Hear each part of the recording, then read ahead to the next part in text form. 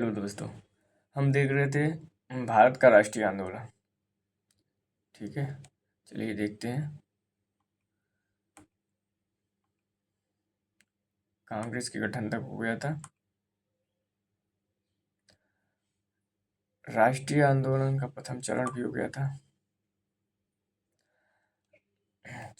चलिए आज हमको देखना है उग्रवादी चरण 1905 से 1919 तक भारत में राष्ट्रीय आंदोलन का उग्रवादी चरण। चलिए उग्रवादी चरण के बारे में थोड़ा सा कहानी समझते हैं कि आखिर भारत में राष्ट्रीय आंदोलन में उग्रवादी चरण का उदय हुआ ही क्यों, इसके पीछे कारण था। फिर इनके योगदान को देखेंगे। अंग्रेजों द्वारा कांग्रेस की प्रार्थना पत्रों एवं मांगों का ध्यान न दिए जाने के कारण राजनीतिक रूप में जागृता कांग्रेस का एक वर्ग असंतुष्ट हुआ। पहले जो नरमपंथी वो प्रार्थना पत्र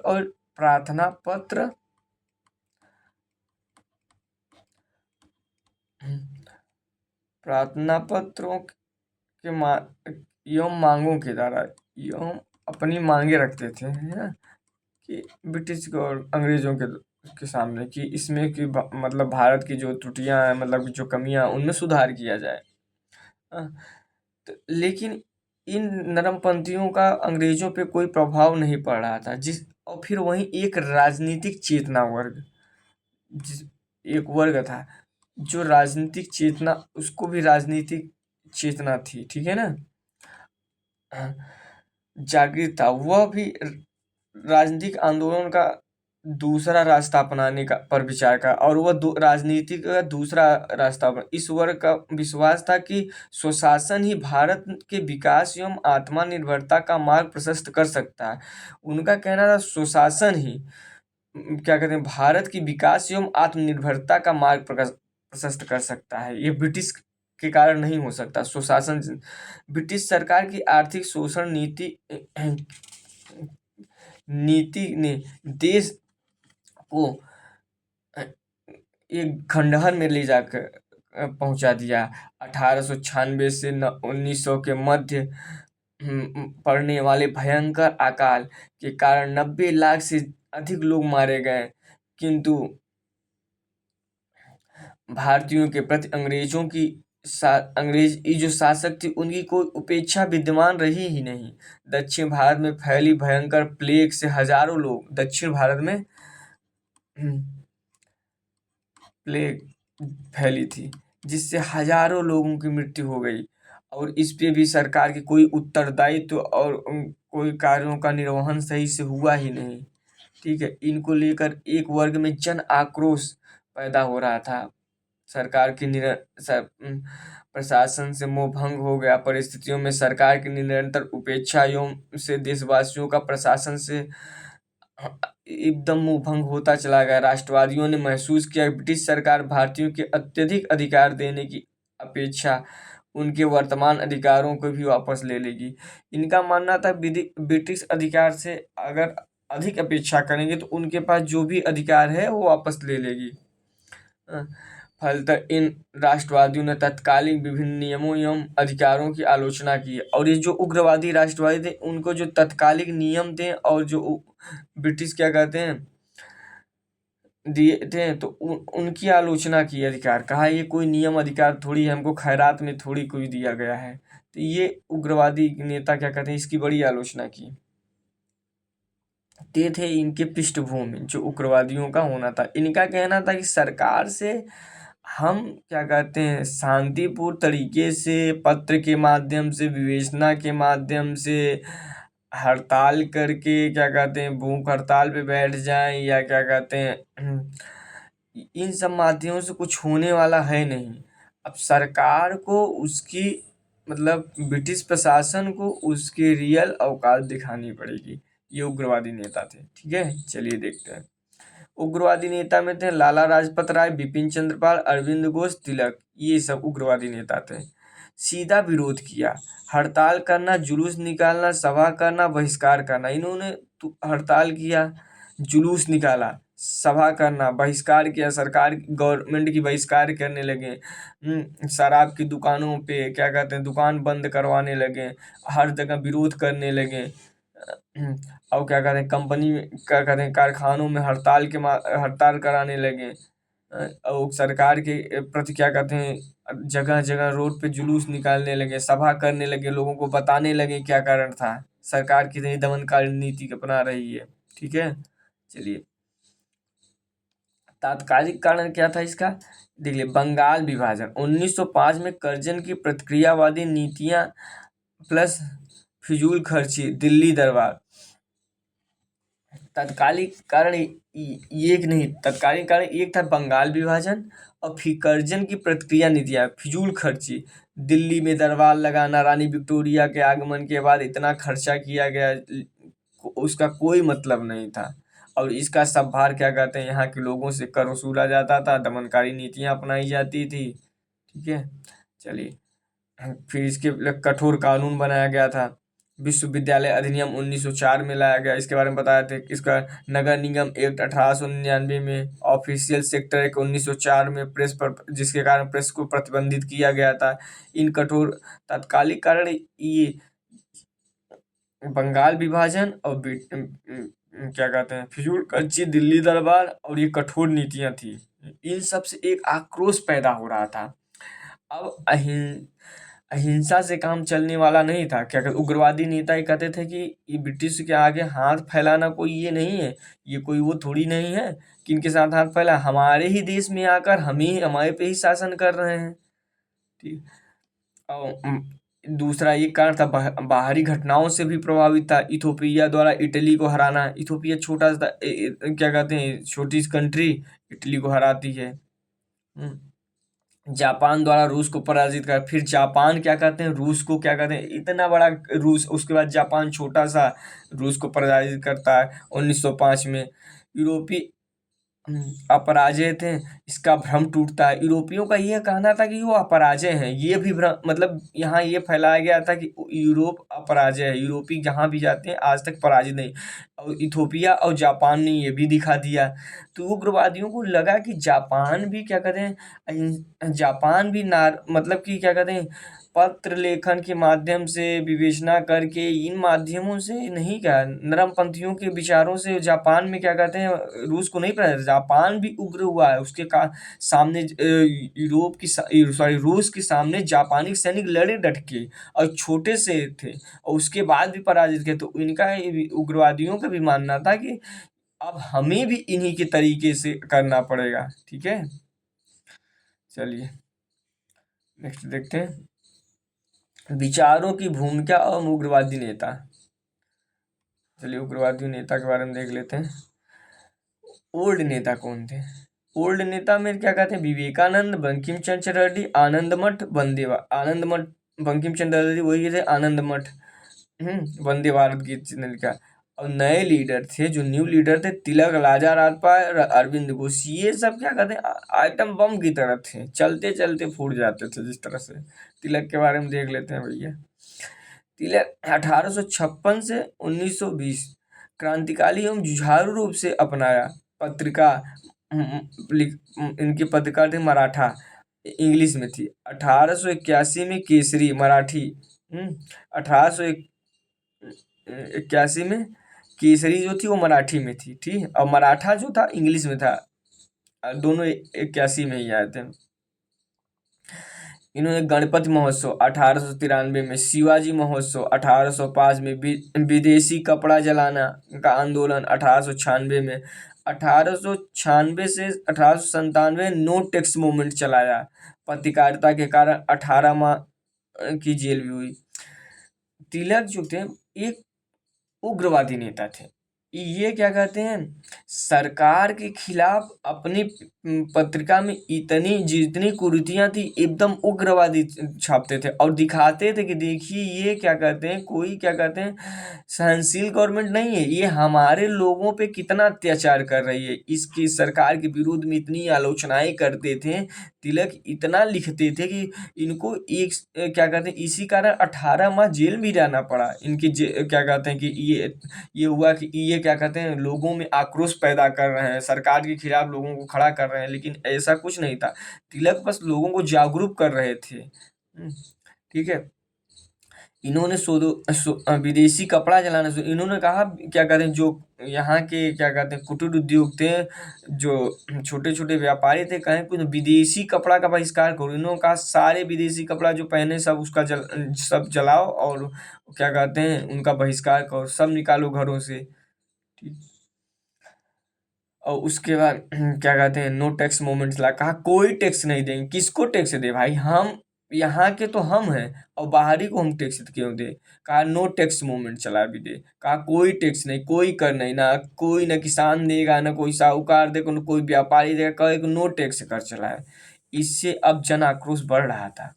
हाँ, अब लोगों में चेतनाएं भी हो रही, क्योंकि लोगों को लग रहा था कि तिलक हमारे लिए काम कर रहे थे। फिर ब्रिटिश गवर्नमेंट को वहाँ चोट हो रही थी कि टैक्स, नो टैक्स चलेगा, तो ये क्या कहते हैं ब्रिटिश का खजाना कैसे बढ़ेगा। फिर उसके बाद ब्रिटिश के खिलाफ लोगों में आक्रोश भी हो रहा था। ठीक है। चलिए, तो कोई माध्यम मिला नहीं, तो तिलक को वही क्या कहते हैं पत्रकारिता के लिए 18 माह के जेल की सजा हुई थी। ये राजा राजपत के राय के बारे में देखते हैं। लाला लाजपत राय पंजाब के क्रांतिकारी नेता थे, आर्य समाजी थे, कांग्रेस के उदार शैली से निराश थे। लाला लाजपत राय क्या कहते हैं भी, अब भाई सबसे बड़ी बात है कि मतलब पंजाब के क्षेत्र में भूमि में ही उग्रवादी का काम होता है वहाँ। तो लाला लाजपत कांग्रेस के जो उदारवादी नेता थे, दादा भाई नौरोजी, बैयत तैयबू जी के, इन सब की वजह से नाराज दिखे हैं कि ये आप लोग कर क्या रहे हैं, कि मतलब कि हमारे ही लोगों पे अत्याचार हो रही है, और आप लोग ब्रिटिश से कटोरा लेकर भीख मांग रहे हैं, उपेक्षा कर रहे हैं, उस सरकार से उपेक्षा कर रहे हैं कि हमारी सहायता करेंगे हमारे लोगों के लिए, कि जो ये शोषणकारी नीति अपना रहे, जिसका केवल एक ही काम है, अपने हितों की पूर्ति करना। तो उदारवादी ने, तो इन्होंने इंडियन नेशनल कांग्रेस एक राष्ट्रीय मेला किया। इन्होंने इंडियन नेशनल एक राष्ट्रीय मेला, जिसमें यंग इटली मूवमेंट चलाए, मैजनी से सीख लेने की अपील की है। इन्होंने इंडियन नेशनल कांग्रेस एक राष्ट्रीय मेला किया, मतलब युवाओं के लिए किया, और कहा कि हमें क्या कहते हैं इसका यंग इटली मूवमेंट चलाया। यंग इटली मूवमेंट क्या, कहा मैजनी से हमें सीख लेना चाहिए। इन्होंने मेजनी का इतिहास बताया कि क्या कहते हैं उसने कैसे क्या कहते हैं, मतलब कि अपने यहाँ सत्ता के प्रति कैसे आवाज उठाई और किस तरह से विरोध किया। चलिए नेक्स्ट देखते हैं। अरविंद घोष एवं कार्यशैली, अरविंद घोष के बारे में देख लें। बंगाल के उग्रवादी नेता थे, कांग्रेस की आलोचना की इन्होंने। राजनीतिक भिक्षावृत्ति की राजनीति है, कहें कि राजनीति भिक्षावृत्ति की राजनीति है, सांस्कृतिक राष्ट्रवाद प्रबल थी। इन्होंने कहा राजनीतिक भिक्षावृत्ति नहीं करना, कि मतलब कि क्या कहते हैं, आज हम कहें कि सरकार में जाएंगे, विधानसभा में चुन के जाएं, फिर वहां से परिवर्तन की, कहीं ये भिक्षावृत्ति नहीं चलेगा। हम कोई भिखारी थोड़ी हैं कि हम अपने स्वतंत्रता के लिए, अपने अधिकारों के लिए ब्रिटेन से मान, कई राजनीतिक भिक्षावृत्ति है। इन्होंने सांस्कृतिक राष्ट्रवाद पर बल दिया, कहा कि क्या कहते हैं राष्ट्रवाद, पैसिव रेजिस्टेंस, निष्क्रिय प्रतिक्रिया। इन्होंने वैसा काम न करना जिससे सरकार को मदद मिले। इन्होंने कहा कि उग्रवादी नेता थे, इन्होंने कहा कि कोई ऐसा काम ना करो कि जिससे सरकार को मदद मिले। इन्होंने कहा कि जैसे क्या कहते हैं हड़ताल, ये क्या कहते हैं हड़ताल बहिष्कार, कहें कि हड़ताल बहिष्कार करोगे तो सरकार को ही मौका मिलेगा। हड़ताल करोगे, एक जगह बैठोगे, सरकार इसका बहाना लेगी और क्या कहते हैं पेमेंट देना बंद कर देगी, कर देना क्या कहते हैं, तो इससे क्या कहते हैं उत्पादन होगा नहीं, तो हमारा ही नुकसान, कि इससे सरकार को तो बेनिफिट मिलेगा। हाँ, और आप पे लाठियाँ चार्ज करेगी, हड़ताल करेंगे।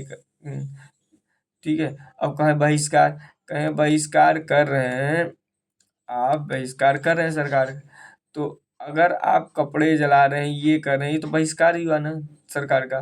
तो इससे तो हमारी ही, ये हम ही खरीदे हैं, तो हम ही से हमारा ही पैसा जा रहा है। तो उन्होंने कहा ऐसा कोई काम न करिए, निष्क्रिय प्रतिरोध, वैसा काम न करिए जिससे सरकार को मदद और लाभ पहुंचे। एक्टिव कहें हर वो ऐसा काम कर जिससे सरकार को हानि होती है। इन्होंने कहा हर ऐसा काम को जिससे सरकार की हानि हो, मुश्किल खड़ा होता है। अरविंद घोष पैसिव की जगह एक्टिव रेजिस्टेंस किया। और वो सब जैसे तिलक ने पैसिव क्या कहते हैं रेजिस्टेंस किया। उन्होंने कहा हड़ताल के बहिष्कार के लिए सरकार के खिलाफ नारे लगाए। इन्होंने कहा कि ना एक्टिव रेजिस्टेंस, इन्होंने कहा आंदोलन करो सरकार के खिलाफ। एक लाठी मारे दो मारो।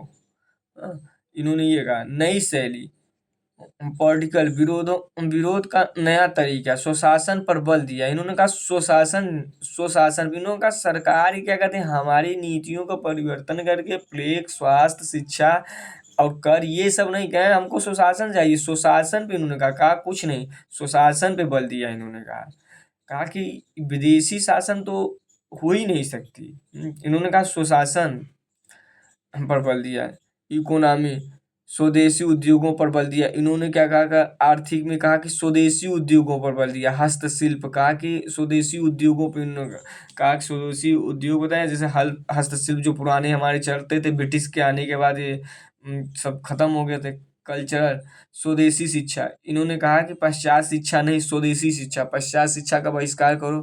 भारतीय संस्कृति कला संस्कृति आयुर्वेद इन्होंने इस पे बल दिया। ठीक है, ये अरविंद घोष से जो इम्पोर्टेंट पॉइंट थे जो क्वेश्चन बनते हैं। चलिए नेक्स्ट देखते हैं बंगाल विभाजन 1905। बंगाल विभाजन की थोड़ी कहानी समझ लेते हैं 1905 की। विभाजन के समय वायसराय लॉर्ड कर्जन था। भारत का राज सचिव भारत का क्या कहते हैं सचिव था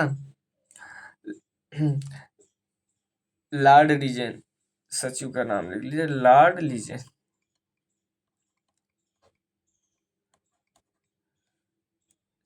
रिजली ये भारत का बंगाल विभाजन के समय भारत का सचिव था। ठीक है, निर्णय आया 20 जुलाई 1905 ईस्वी को बंगाल का विभाजन कर दिया गया। तत्कालीन गवर्नर जनरल लॉर्ड कर्जन ने प्रशासनिक असुविधा को बंगाल का विभाजन का प्रशासनिक दिक्कत का वास्तविक कारण बताया। तात्कालिक गवर्नर ने बताया कि क्या क्या प्रशासनिक असुविधा हो रही है क्योंकि बंगाल उड़ीसा बिहार ये बहुत बड़ा क्षेत्र है, इसलिए इनको नियंत्रित करने में प्रॉब्लम हो रही थी। इसने कहा प्रशासनिक क्या कहते हैं असुविधा के कारण बंगाल का विभाजन हुआ। कारण बताया, परंतु वास्तविक कारण राजनीतिक था। वास्तविक कारण क्या था? राष्ट्रवाद को कमजोर करना। वास्तविक कारण राष्ट्रवाद को यही लिख लीजिएगा राजनीतिक। वास्तविक कारण था राजनीतिक जो राष्ट्रवाद को कमजोर कर दिया। और क्या कहते हैं तात्कालिक कारण क्वेश्चन पूछता है बंगाल विभाजन का तात्कालिक कारण क्या? तात्कालिक कारण था प्रशासनिक असुविधा और वास्तविक कारण था राजनीतिक। तात्कालिक यही लिख लीजिए तात्कालिक कारण प्रशासनिक असुविधा। कहा कि बंगाल बहुत बड़ा है जिससे क्या कहते हैं प्रशासनिक असुविधा हो रही, इसको क्या कहते हैं सुचारू रूप से चलाने के लिए बंगाल को तात्कालिक कारण था। लेकिन वास्तविक कारण था राष्ट्रवाद को कमजोर करना राजनीतिक क्योंकि बंगाल में उस समय भारत के राष्ट्रीय चेतना का केंद्र बिंदु था। बंगाल जो था ये बंगाल क्या कहते हैं राष्ट्रीय चेतना का केंद्र बिंदु। आज भी देखिएगा बंगाली बहुत इंटेलेक्चुअल मिलेंगे। ठीक है, राष्ट्रीय चेतना का केंद्र बिंदु था और साथ ही बंगालियों में प्रबल राजनीतिक जागृति थी जिसे कुचलने के लिए कर्जन ने बंगाल को बांटना चाहा। ये इनकी राजनीतिक जो चेतना थी उसको दबाने के लिए खत्म करने के लिए कर्जन ने बंगाल का विभाजन किया।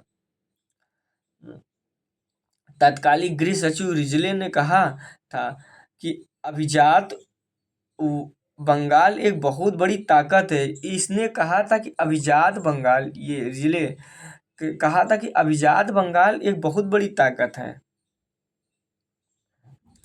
और विभाजित हो जाने पर यह कमजोर हो जाएगा। इसका कहना था कि बंगाल का जब विभाजन होगा तो ये कमजोर हो जाएगा। इन विभाजन का